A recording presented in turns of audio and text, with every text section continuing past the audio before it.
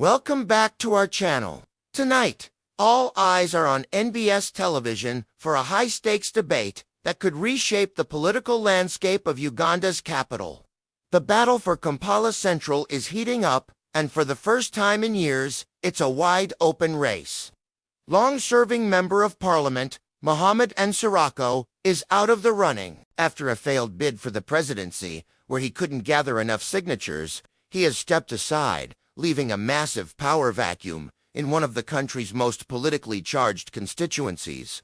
His departure has unleashed a wave of ambitious new contenders, turning Kampala Central into a key battleground for the 2026 general elections. So, who are the main players vying for this coveted seat?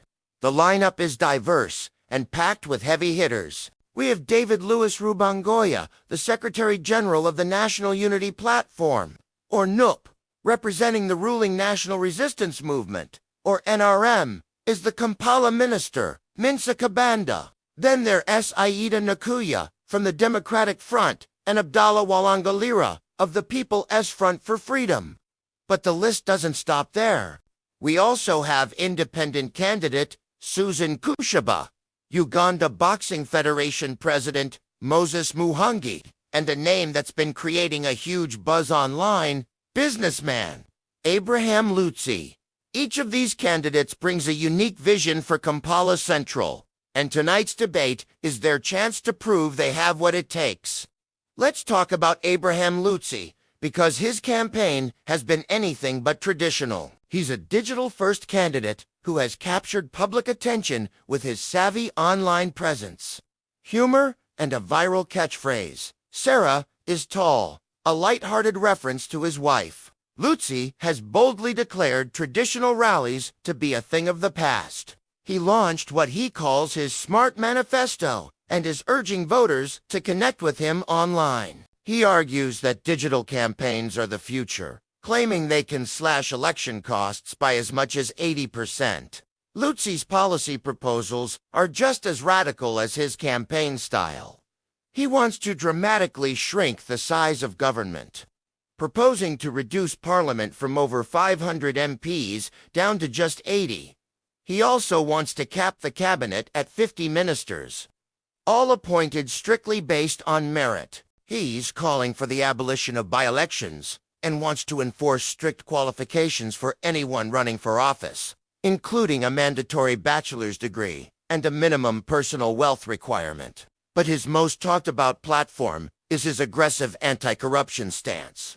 Luzzi is advocating for capital punishment for anyone found guilty of causing gross financial loss to the country. He's proposed setting up 24-hour courts to fast-track corruption cases, aiming for trials to be completed within just 2 months. He also wants to recover all stolen funds with added annual interest and suggests alternative sentencing for minor offenses to decongest prisons. These are bold, headline-grabbing ideas that are sure to spark intense discussion during the debate. On the other side of the spectrum, we have Lewis Rubongoya from the National Unity Platform. He kicked off his campaign with a massive, well-attended rally in the heart of Kampala. His message is rooted in a people-centered agenda, focusing on improving service delivery for the residents of Kampala. Rubongoya has promised major reforms in taxation, education, healthcare, and the city's crumbling infrastructure. He's rallying Kampala residents to join what he's termed the #ProtestVote226 movement, positioning himself as the voice of change against the current establishment. His grassroots approach and connection to NUP's core base make him a formidable contender.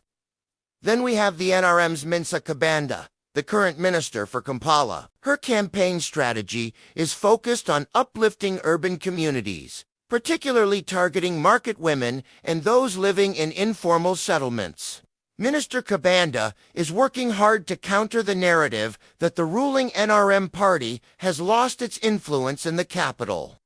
She insists that the NRM still has the vision and the capacity to deliver inclusive development for everyone in Kampala. Her position in government gives her a platform to showcase tangible results, and she'll be using that to her advantage in the debate.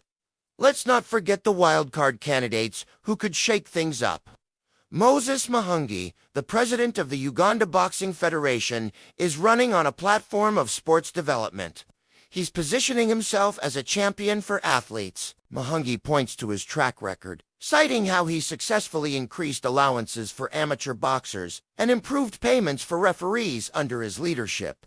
Now, he wants to take that fight to the floor of Parliament, advocating for better funding and support for all sports from within the legislative system. His unique focus on sports could appeal to a significant and often overlooked demographic, especially the youth. And then there's Suzan Kushaba, an independent candidate who left the NRM after being denied the party's official ticket. She hasn't let that setback stop her. Instead, she has doubled down on grassroots mobilization. Kushaba's campaign is all about empowerment for women, the ghetto community, and unemployed youth. By running as an independent, she's appealing to voters who feel disenfranchised by the major political parties, presenting herself as a true representative of the people on the ground. Her deep community ties could make her a surprisingly strong force in this race. So, as the debate kicks off tonight, what can we expect? Analysts are predicting sharp exchanges and a clash of ideologies. We'll see Luzzi's radical anti-corruption platform go up against Rubongoya's people-powered service delivery agenda. We LLC Minsa Kabanda defend the NRM's record while outlining her vision for urban development. And we'll hear from Muhangi and Kushaba, who will be fighting to prove that their unique perspectives are exactly what Kampala Central needs. This debate is more than just political theater. It's a crucial moment for voters to see beyond the slogans and assess who has a credible plan for one of Uganda's most dynamic and complex constituencies. With the 2026 elections just around the corner, the race for Kampala Central is undoubtedly one of the most exciting and closely watched contests in the entire country. The outcome here could send ripples across the national political scene. Who do you think will come out on top tonight? Which candidate's vision resonates most with you? Drop your thoughts in the comments below.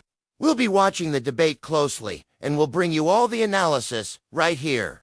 Thanks for tuning in, and forget to like this video and subscribe to our channel for more updates on the road to 2026.